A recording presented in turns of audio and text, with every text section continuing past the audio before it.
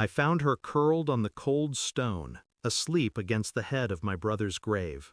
My 5-year-old niece, clothes torn, skin pale, a faint tremble in her sleep. When I shook her gently, she opened her eyes and whispered, half dreaming, "I'm staying with Daddy." Her voice clung to me like frost. My brother was buried beneath her, 6 feet down, yet she said it with certainty, as if he'd been sitting right there. I asked, steady, careful, "Where's Mommy?" Her lips tightened. A pause, too long for a child. Then, "She's with my new daddy." Those words were small, but they detonated in my chest. I didn't argue. I didn't correct her. I only nodded, pulled her up from the dirt, and carried her home. But something had shifted, a fracture in reality, and I knew I would not sleep again until I uncovered what it meant. The house was dark when I laid her down. My sister-in-law's car wasn't outside. She had left her daughter alone, at the cemetery. It was almost poetic in its cruelty. When the phone finally rang, her voice was casual, breathless, like she'd been somewhere else entirely. I asked where she was. She laughed, a short, nervous flicker, and said she was with friends. But in the background, a man's voice slipped through, low, commanding, too close. Not just a friend. Something in me hardened. My brother hadn't even been dead a year, and she had already found a new daddy for their daughter. Or perhaps she'd had him long before the grave was dug. The thought lodged deep, refused to let go. I moved like a shadow through the days that followed, outwardly calm, inside, a storm.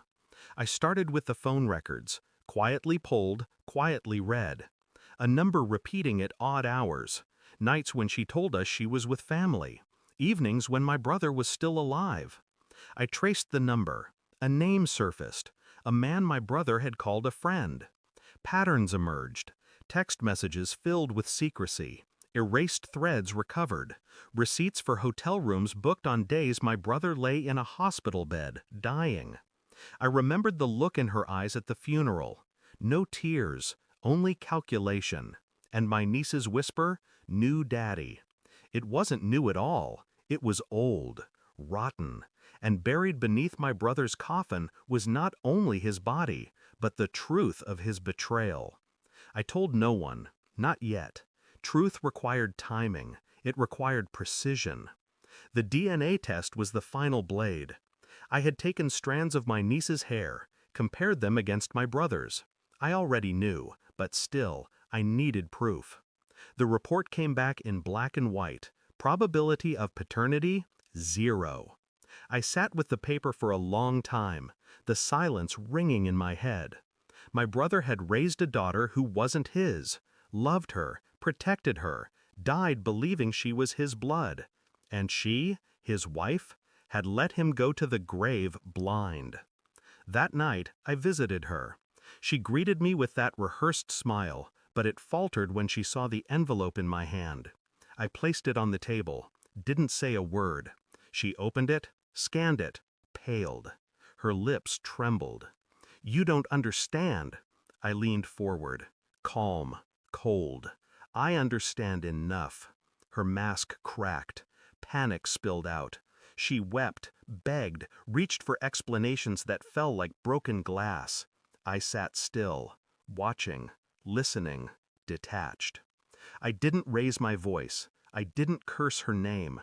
That would have been mercy. Instead, I called her daughter into the room. My niece, innocent, small, eyes wide. I knelt beside her and said, steady, deliberate, "Sweetheart, your real daddy is in that grave." The silence after was unbearable. Her mother collapsed, shaking, trying to undo what couldn't be undone.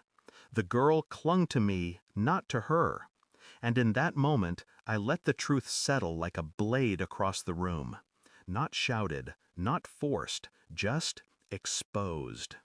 Her mother's sobs echoed into the night, but they weren't grief. They were fear. She knew she'd lost. In the weeks that followed, I stepped back. She tried to repair what couldn't be repaired, but the truth lived in every corner of the house. My niece no longer trusted her. My brother's ghost no longer shielded her. She had buried her marriage with deceit. Now she was buried with it too, alive but hollow. As for me, I no longer carried the storm. The rage had cooled into something sharper, clarity. I visit the grave often. My niece comes with me sometimes. She talks to him, like she did that night, only now she knows. And I stand behind her, silent. Because some truths don't need vengeance, they only need light. And I gave her that light by dragging the shadows into view. The final blow was simple. I left her to choke on the life she built. Cold, alone, forgotten, just like she deserved. Thanks for watching. Don't forget to like, share, and comment. Subscribe now to Cheating Stories Insight World for more amazing stories.